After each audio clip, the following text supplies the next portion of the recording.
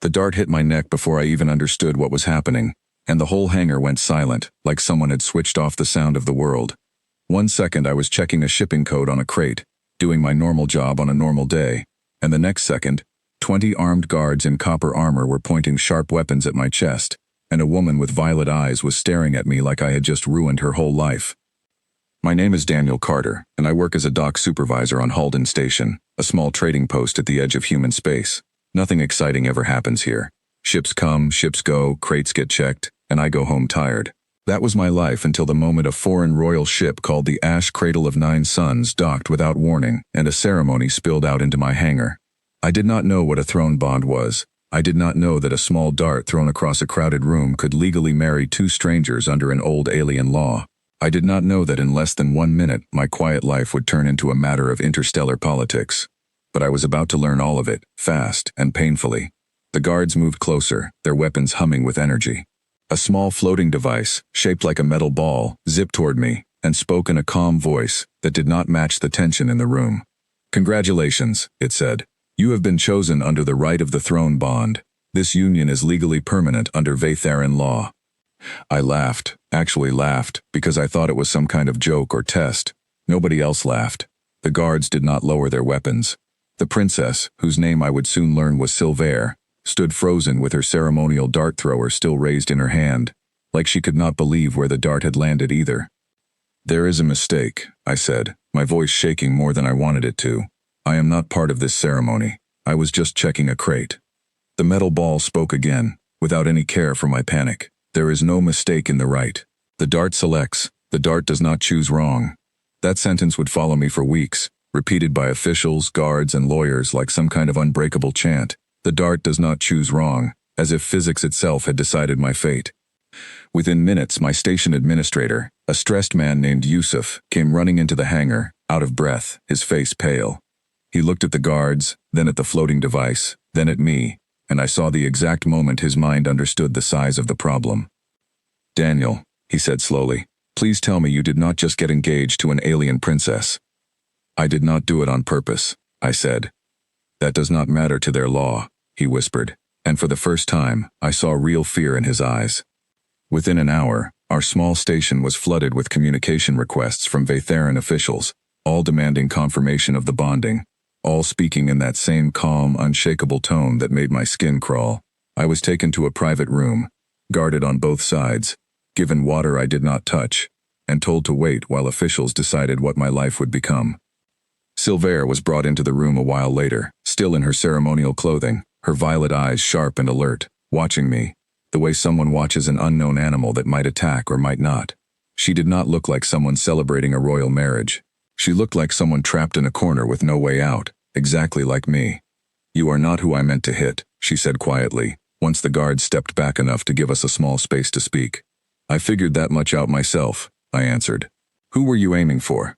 She hesitated, then looked toward the door where a tall Vatheran man stood outside, arms crossed, watching us with a cold, satisfied expression, like he already knew something we did not. "Threl Ka Darun," she said. "My family has been forced into an alliance with his clan for 2 generations. Today was supposed to be our official binding ceremony. I did not want it, so I aimed away from him, and hit me instead. The dart was never meant to actually strike anyone," she said. "It has been ceremonial for centuries.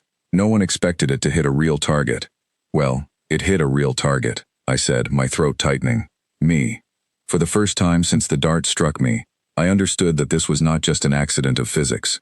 It was an act of rebellion, one that had gone terribly wrong, and now 2 strangers, from 2 completely different worlds, were tangled together by an ancient rule neither of us asked for. That night, I could not sleep.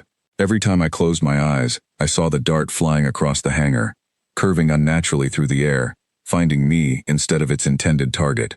I kept asking myself if there was some way out, some loophole, some escape from a law that clearly did not care about my consent. The next morning, Yusuf called an emergency meeting with station leaders and a Vatheran legal envoy, an older woman with silver markings across her copper skin. Her name was Threya, and she carried herself with the calm authority of someone who had handled 1,000 crises before mine. "The bond is permanent," she explained, her voice steady and without emotion. "There is no legal path to end it. If you attempt to break the bond, it will be considered a violation of ancient law, and violations of ancient law carry serious consequences for both parties, and possibly for your entire station. Consequences like what? I asked, my heart pounding. Trade restrictions, diplomatic isolation, in extreme cases military response. The room went cold. Yusuf's hands were shaking. I understood, in that moment, that this was not just my problem anymore. It was every human on this station, and possibly every human connected to this station through trade routes and alliances. So I am stuck, I said flatly. The law is stuck, Threya corrected.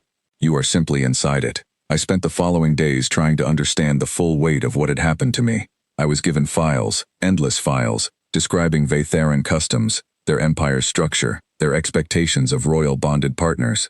I learned that Silver was the third child of a ruling family, someone with real political weight, someone whose marriage decisions rippled across dozens of allied worlds. I also learned that Threl Ka Darun was furious and dangerous in his own quiet way. He visited me once, without guards, standing in the doorway of my temporary quarters with his arms crossed and his expression sharp enough to cut glass. You do not belong in this, he said, his translated voice carrying a cold edge. You are an accident, a mistake standing where a proper alliance should be. I did not ask for this, I said. Believe me, I would rather be checking crates right now. Then step aside, he said. There are ways to correct mistakes. The law says the dart does not choose wrong, I reminded him, throwing his own empire's words back at him. His jaw tightened, and for a moment, I thought he might do something reckless. Instead, he turned and walked away, leaving behind a silence that felt heavier than any threat. That encounter shook me more than I wanted to admit. I realized that even if I wanted to walk away from this bond quietly, there were people who would not let that happen peacefully. Whatever path I chose next, danger was already part of it. I decided that if I could not escape the law, I needed to understand it better than anyone else in that room. I spent hours reading through old Vaytheran texts translated into simple language, searching for anything that might give me an advantage, anything that might turn this impossible situation into something survivable. That is when I found something interesting, buried deep in an old section of their legal code. The right of the throne bond was ancient, created during a time when alliances were arranged entirely through random chance, to prevent families from murdering each other over marriage negotiations. The law focused only on the strike of the dart. It said nothing about what happened afterward, nothing about the choices made by the two people bonded together. I brought this observation to Threya during our next meeting, my hands sweating as I spoke. The law binds us through the strike, I said.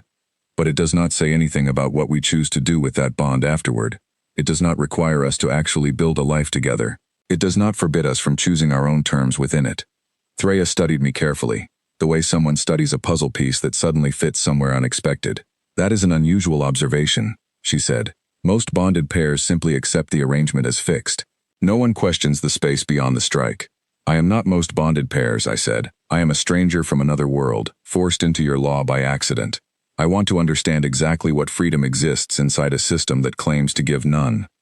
She was quiet for a long moment, then finally said, There is no prohibition against the bonded pair shaping their own relationship beyond the ceremonial requirement. The law demands the bond exists. It does not demand affection, partnership, or trust. Those elements have simply never been considered relevant before. That single sentence changed everything for me. If the law only cared about the existence of the bond, then everything else, every decision, every choice, every ounce of trust or distance between Silver and me, was entirely up to us. We were prisoners of the strike, but free within the walls of what came after. I requested another meeting with Silver that evening. This time without guards crowding the room, without officials watching our every move. She arrived cautiously, clearly unsure why I had asked to see her. I found something, I said. The law binds us together. It does not decide what we do with that bond. We can choose to build something real, or we can choose to remain strangers forever tied by an accident. Either way, the law is satisfied. Only we decide the rest. She studied me for a long moment, her violet eyes searching mine for any sign of deception. You are suggesting we choose each other, separately from the law that already forced the choice upon us. Exactly, I said. Not because a dart says so, because we decide it, on our own terms. No one has ever offered me that kind of choice, she said quietly. Not once, in my entire life. Every alliance, every arrangement, every partnership was decided for me by someone else's ambition. I am offering it now, I said. Not because I have to, because I want to understand you, and I want you to understand me, without any ancient law forcing either of us to pretend. She was silent for a long time, staring down at the ceremonial dart thrower she still carried, the object that had accidentally connected our fates. Finally, she set it down on the table between us, gently, like she was releasing a weight she had carried for far too long. "Then I choose this," she said, "not because the right demands it, because I decide it, freely, for the first time in my life." That decision, small as it seemed in that quiet room, sent shockwaves through the Vatheran court. Threl Ka-Darun was furious when he heard, storming into diplomatic channels with complaints and objections, insisting that a random accident should never carry the same weight as a planned alliance. But the law, ancient and unmovable, did not care about his anger. The bond existed.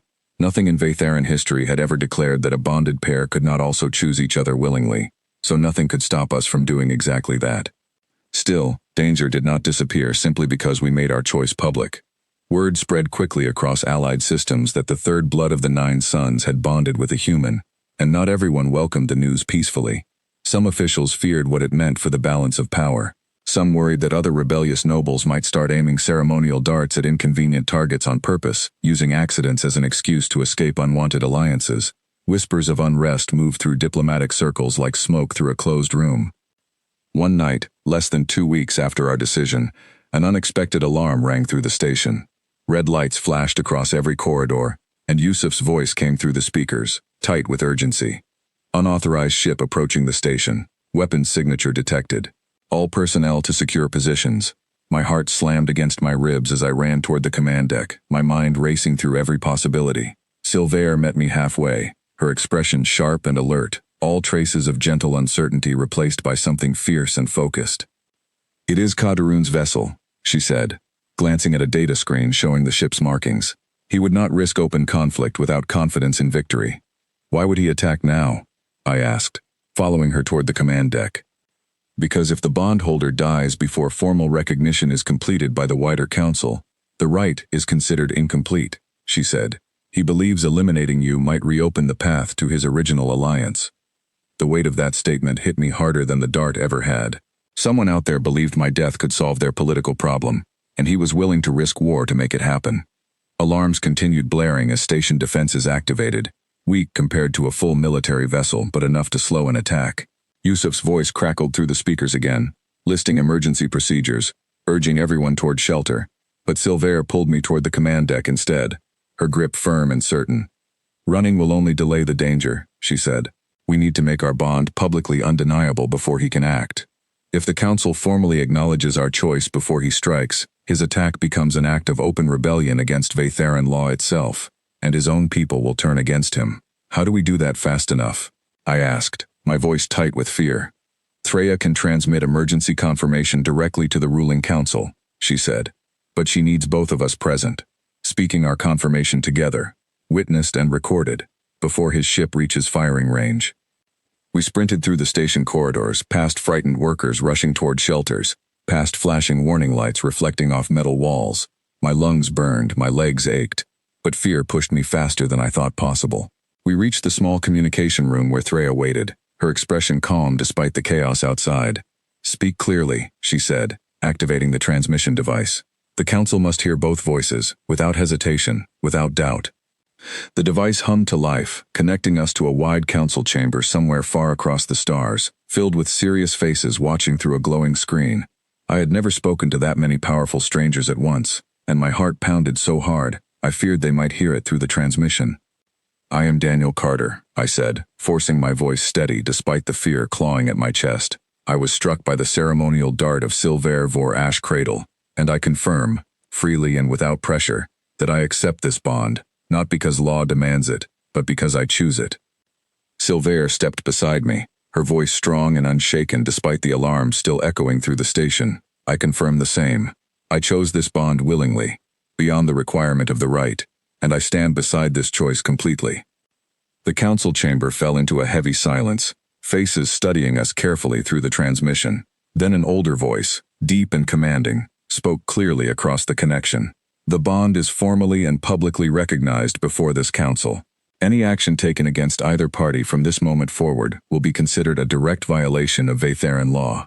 Moments later, station sensors detected Ka-Darun's ship changing course sharply, retreating instead of advancing, clearly aware that the council's declaration had stripped away any justification for his attack. Whatever plan he had built, it could not survive contact with a formally recognized bond witnessed by the entire ruling council. The alarm slowly faded into silence, and for the first time since the dart struck my neck weeks earlier, I allowed myself to breathe without fear pressing against my chest. Sylvaire turned to me, her violet eyes softer than I had ever seen them, relief replacing the sharp alertness from moments before. "That was reckless," she said quietly. "So was throwing a dart at a stranger to escape a marriage," I replied. For the first time since I met her, she almost smiled.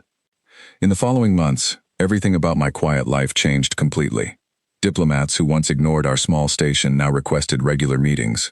Trade agreements expanded rapidly, giving humans access to markets and technology previously locked away from distant, unimportant colonies like ours.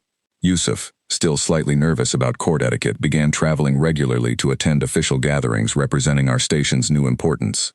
As for me, I never fully left behind the life I once had. I still walked through the hangar sometimes, checking crates, talking with old coworkers, refusing to let royal responsibilities completely erase the ordinary person I used to be. Sylvaire often joined me during these quiet moments, watching curiously as I explained simple human tasks, laughing softly whenever I complained about paperwork that came with unexpected titles. People sometimes asked me if I regretted standing in that hangar on the day everything changed, if I wished the dart had struck someone else instead. I always gave them the same honest answer. The dart found exactly the person it was meant to find. It simply took the rest of the galaxy a little longer to understand why.